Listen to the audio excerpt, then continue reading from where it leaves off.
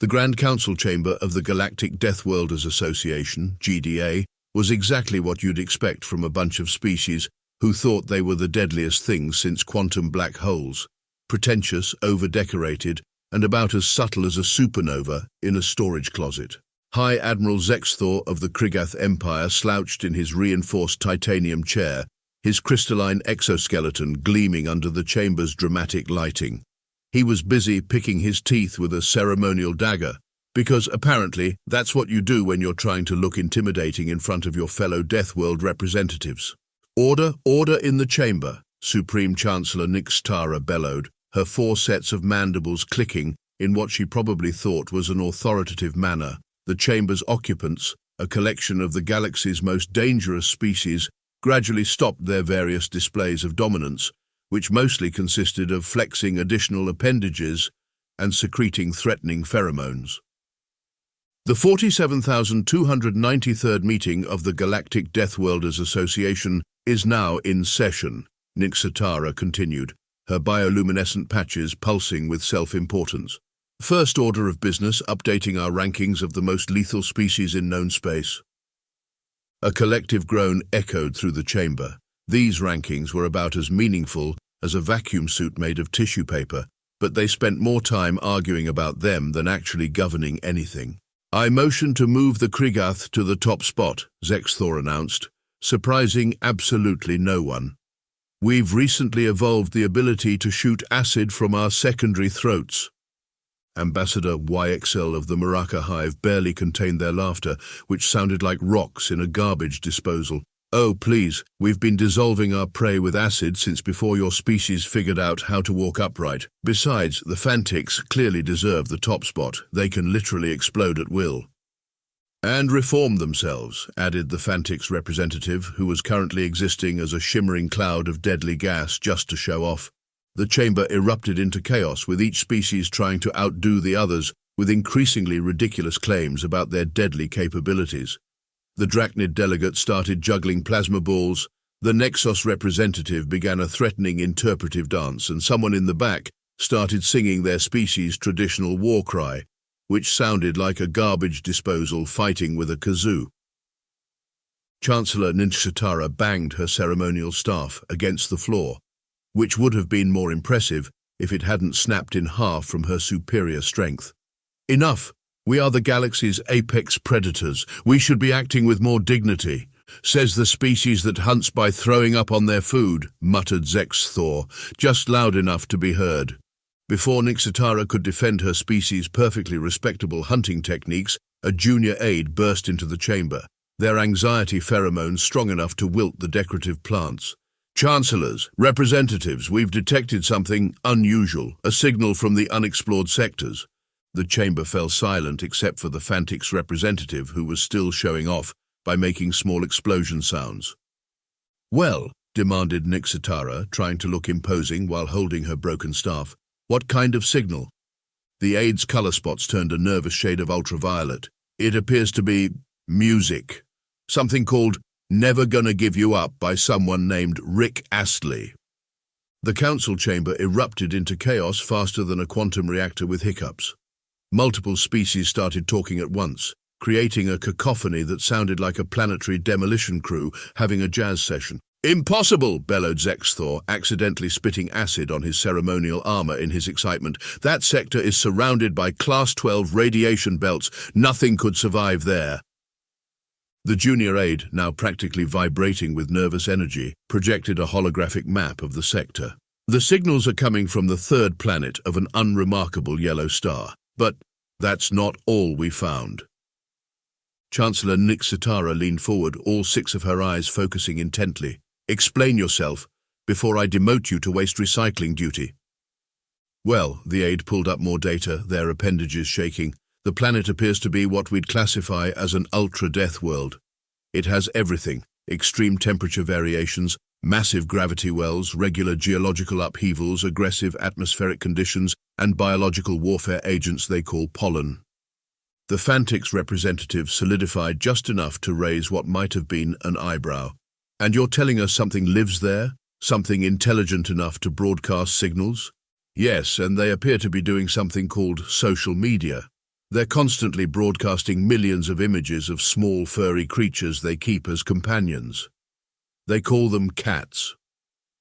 The council members exchange glances, which is quite a feat when some of them don't have eyes in the conventional sense. "We need to establish first contact protocols immediately," declared Nixitara, trying to sound authoritative despite still holding her broken staff. "Any species surviving in such conditions must be properly evaluated and ranked." The assembly hall filled with murmurs of agreement and the occasional threatening display of dominance. Old habits die hard, especially among apex predators.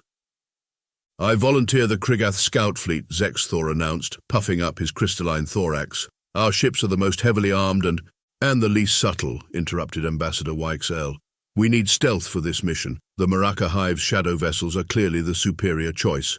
Before another argument could break out, the aide cleared their throat, a sound reminiscent of a malfunctioning engine. "Actually, we've already sent probe ships. The footage is, well, you should see for yourself." The holographic display shifted to show various scenes from Earth. The council watched in stunned silence as humans went about their daily lives, doing things that defied all logical explanation. "Are they intentionally jumping out of perfectly functional aircraft?" gasped a council member. "Look at that one. They're willingly entering a ring to engage in recreational combat. Those small ones are climbing on dangerous metal structures for amusement. By the void, they're ingesting capsaicin for entertainment. That's a chemical weapon."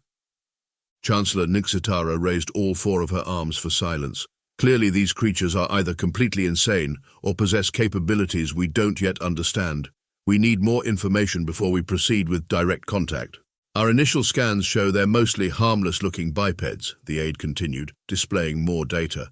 "Soft external covering, no natural weapons, relatively weak compared to our species, but what?" demanded several council members simultaneously. "But they seem to have compensated for every single one of their physical disadvantages with something they call technology, and they have a lot of it. Most of it seems designed to either make things more efficient or blow them up, sometimes both at the same time." The council chamber fell into thoughtful silence, broken only by the occasional nervous explosion from the Fantix representative. Finally, Chancellor Nixitara spoke. "We will proceed with caution. Send in the stealth observers. I want to know everything about these humans before we reveal ourselves. Their strengths, their weaknesses, their political structures, their military capabilities, and most importantly," she paused for dramatic effect, "their ranking criteria for these cat videos they seem so obsessed with." As the council members filed out to prepare their respective observation missions, none of them noticed the small red dot appearing on their long-range sensors. A human probe, already headed their way, broadcasting nothing but continuous episodes of something called Rick and Morty. The first official contact between the Galactic Deathworlders Association and humanity went about as smoothly as teaching a Fantix to juggle, which, for those keeping score, usually ends in multiple explosions. High Admiral Zexithor stood on the bridge of his flagship, the Crystalline Devastator, watching Earth grow larger on the main viewport.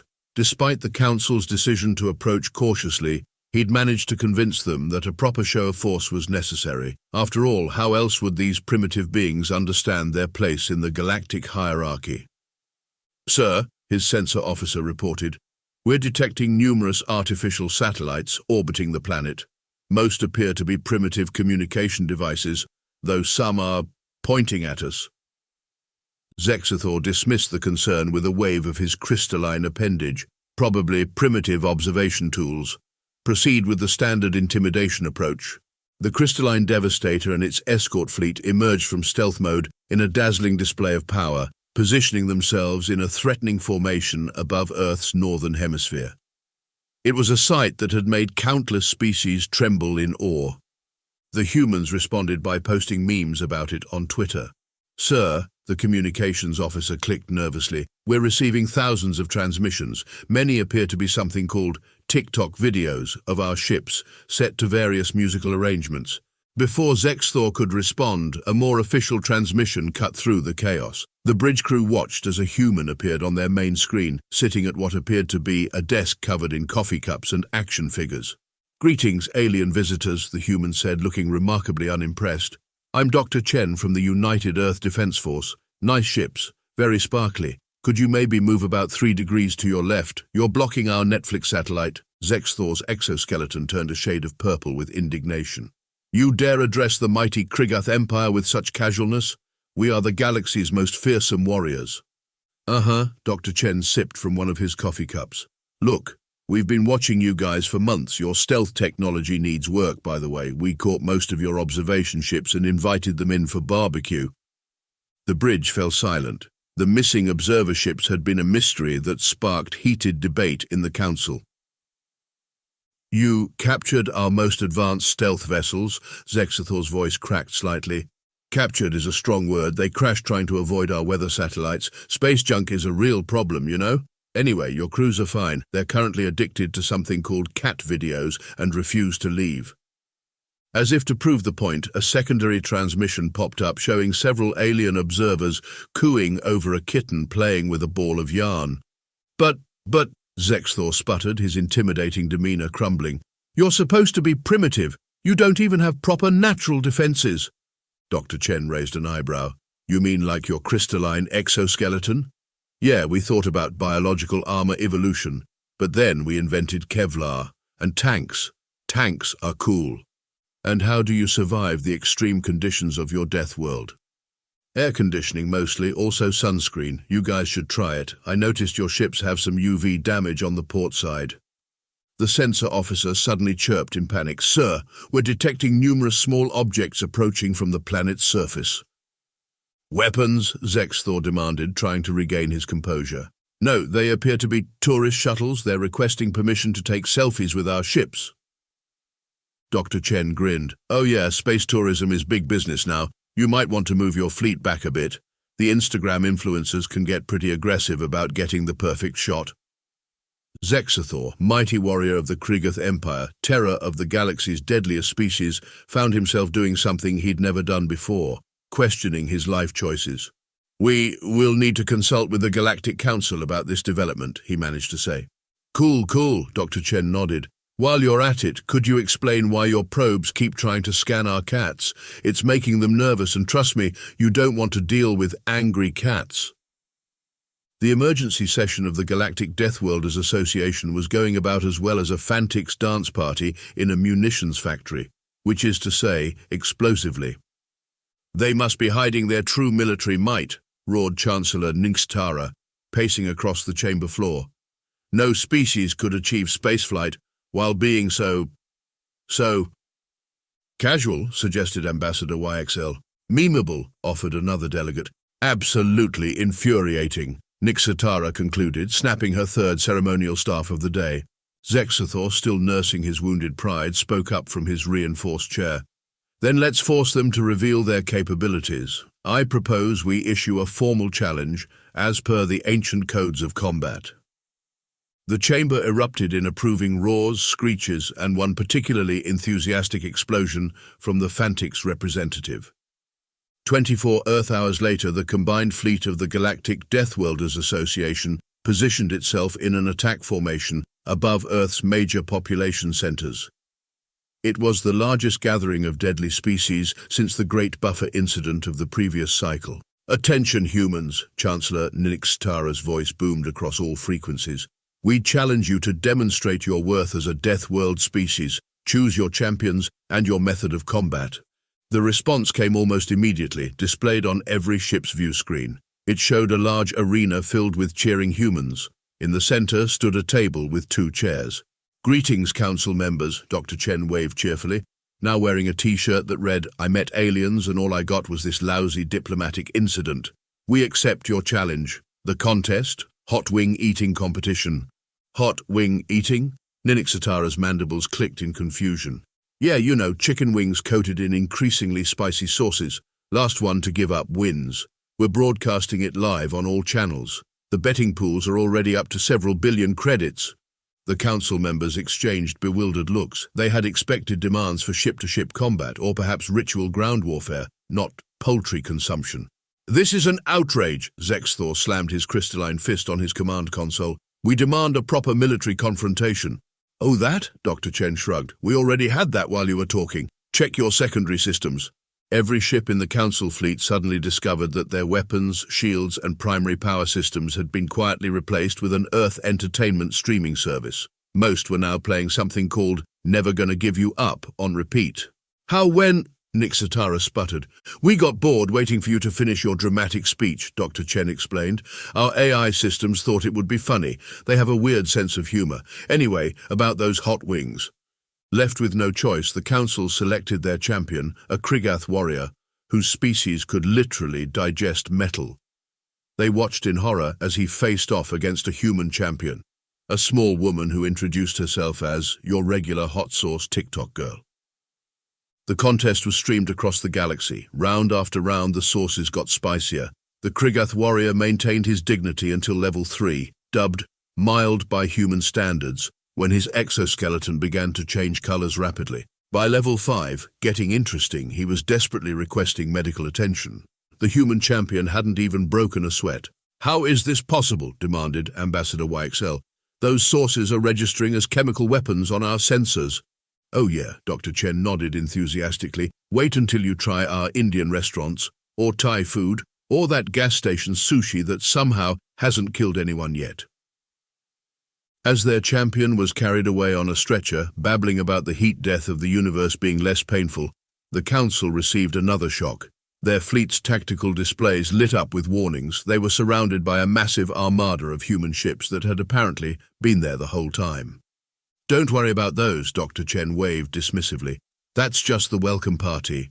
We thought you might want to try some other Earth delicacies. We've got pizza, tacos, something called a turducken." You were capable of defeating us militarily this entire time." Nixitara's voice was barely a whisper. "Well, yeah, but where's the fun in that? Besides, your crews seem way more interested in our cats. Speaking of which, would you like to see pictures of my new kitten?" Before anyone could respond, every screen in the Council fleet was filled with images of a small orange cat playing with a toy spaceship. "Its name is Admiral Whiskers," Dr. Chen beamed proudly. "It's already destroyed 3 of our drone ships during playtime. We're thinking of making it our chief of space defense." The Galactic Deathworlders Association, faced with both military defeat and overwhelming cuteness, did the only thing they could. They asked for the recipe for buffalo wing sauce. Following the hot wing incident, the Council demanded a formal inspection of Earth to understand just what kind of death world could produce such terrifying beings. Dr. Chen was more than happy to oblige, though his choice of tour destinations left the alien delegates questioning their sanity. "And this," Dr. Chen announced cheerfully, "is what we call a public gymnasium." The Council members watched in horror as humans voluntarily lifted heavy objects, repeatedly, for no apparent reason other than personal satisfaction. "They're deliberately tearing their muscle fibers?" Ambassador YXL's voice quivered. "For recreation?" "Oh, this is nothing," Dr. Chen grinned. "Wait until I show you CrossFit." Chancellor Nixitara, who had insisted on leading the inspection personally, made frantic notes on her datapad. "Your species intentionally stresses their bodies to become stronger. Fascinating. Disturbing, but fascinating." "You should see what we do for fun," Dr. Chen continued, leading them to their next destination. "This is called an amusement park." The aliens watched as humans strapped themselves into metal contraptions that hurled them through the air at high speeds, their screams of terror mixing with laughter. "These are torture devices?" Zexathor asked hopefully. "Nah, people pay good money for this. That reminds me, who's up for skydiving tomorrow?" The Fantix representative promptly exploded in panic, reforming a safe distance away. The tour continued, each stop more bewildering than the last. They visited a spice market where humans casually handled substances that registered as chemical weapons. They watched surfers riding waves that could pulverize crystalline exoskeletons. They observed children playing in snow, somehow surviving in temperatures that would freeze ionic fluids. "But how?" demanded Nixitara after watching humans eat something called ghost peppers for social media likes. "Your species isn't naturally equipped for any of this." "That's kind of our whole thing," Dr. Chen explained, ordering what he called a triple espresso, his 8th of the day. "We're not the strongest, fastest, or toughest, so we adapted. Can't survive the cold, invent heating, too weak to lift something, build a lever, can't fly, create airplanes. Hell, we got bored with our planet's natural challenges and started inventing new ones." Like these ghost peppers, asked YXL. Exactly. We took perfectly normal plants and selectively bred them to be spicier, because why not? The council members watched as a group of humans nearby participated in something called a Tide Pod Challenge. Your species actively seeks out danger, Nixitara realized with growing horror. You don't just survive your death world, you deliberately make it more challenging. Speaking of challenges, Dr. Chen brightened. Who's up for trying something called gas station sushi? Several council members promptly requested emergency evacuation. As the day continued, they learned more disturbing facts about humanity. Humans could temporarily survive in space without protection. They could repair themselves from grievous injuries through sheer stubbornness. They regularly ingested addictive substances like caffeine and sugar for pleasure. And here's the really fun part, Dr. Chen added, showing them global temperature data. Our planet's climate is changing, making everything more extreme. You know what we're doing about it. Evacuating to a more suitable world, suggested Zexathor hopefully.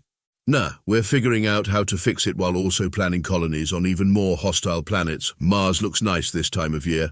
A bit chilly, no atmosphere worth mentioning, deadly radiation. Should be fun. The council delegation huddled together, their species' various defense mechanisms, all activating simultaneously from stress. One last question, Nixtara managed to ask. Those cats you keep sharing videos of, they're some kind of advanced biological weapon, right?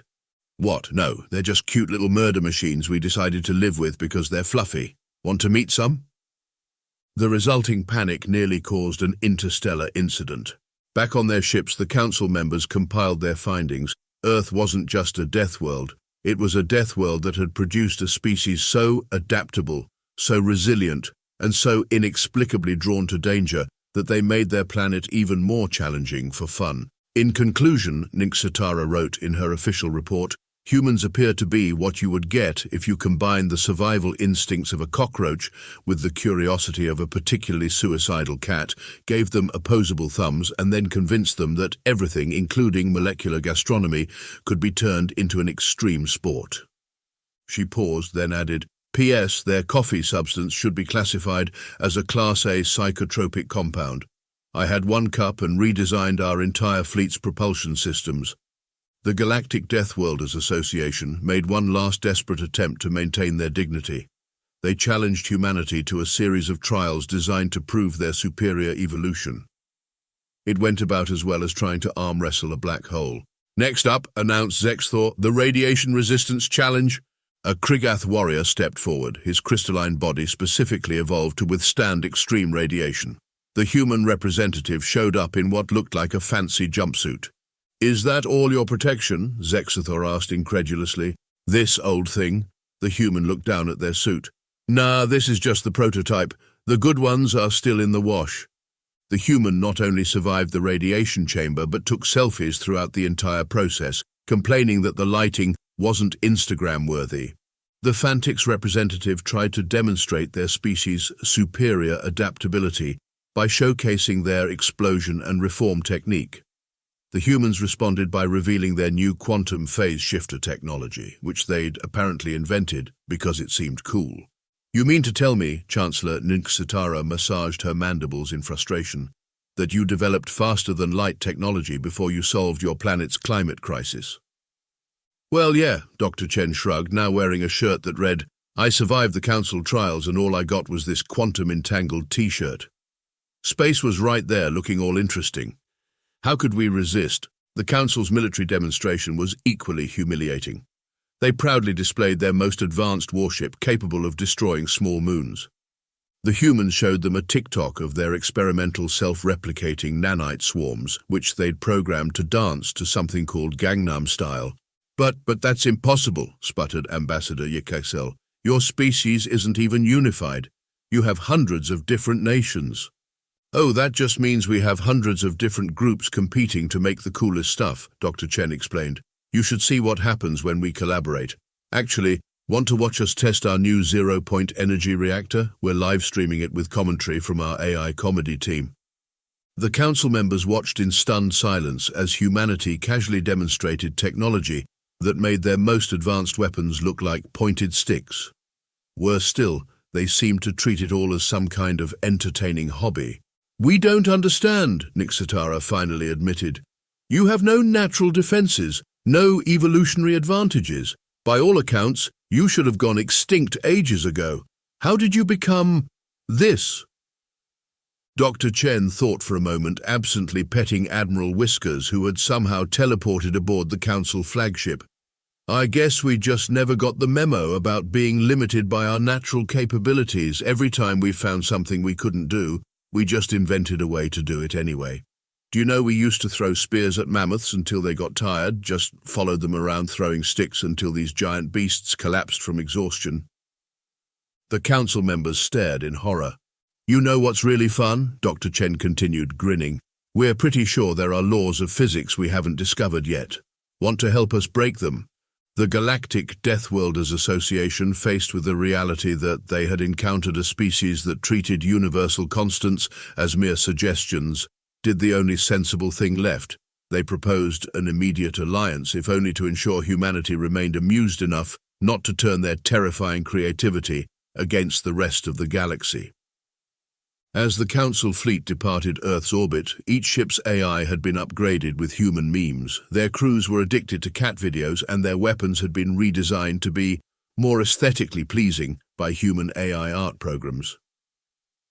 "Next time," Dr. Chen called after them, "bring snacks. We're thinking of hosting an interstellar chili cook-off."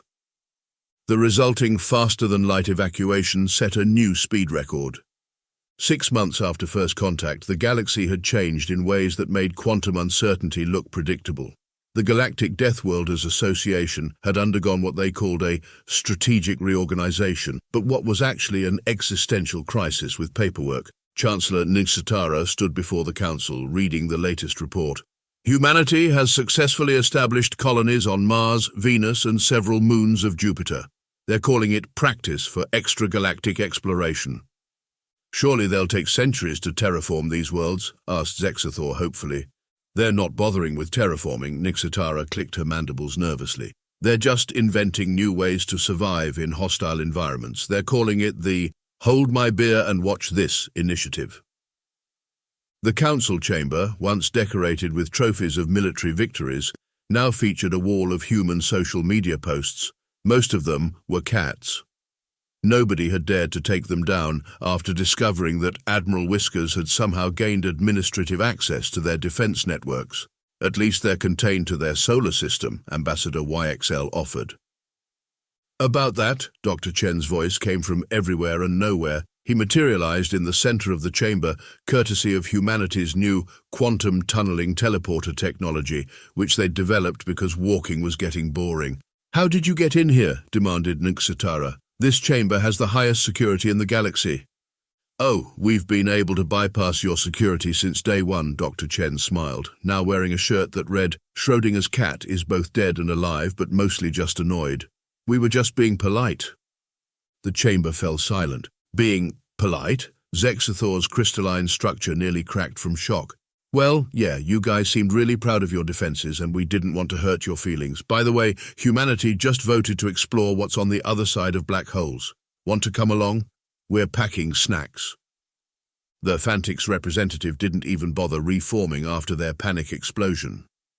"You mean to tell us," Nixitara's voice trembled, "that all this time, while we were trying to intimidate you—" "We were mostly worried about making you feel bad," Dr. Chen nodded.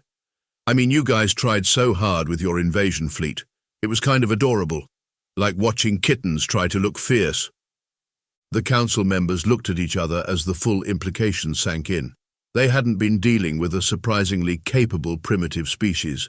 They'd been dealing with an advanced civilization that had been treating them like overly aggressive toddlers.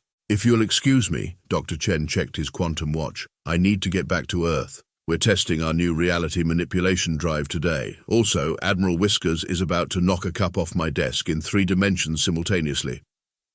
Before he vanished, he turned back with a grin. "Oh, and we're hosting an intergalactic potluck next week. Bring whatever dishes your species considers extremely dangerous.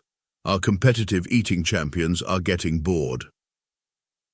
After he left, Chancellor Nixitara made 2 additions to the official council records. First, Earth was reclassified from Death World to Please Don't Let Them Get Bored World. Second, she added a personal note. In retrospect, we may have slightly miscalculated when we assumed we were the most dangerous species in the galaxy.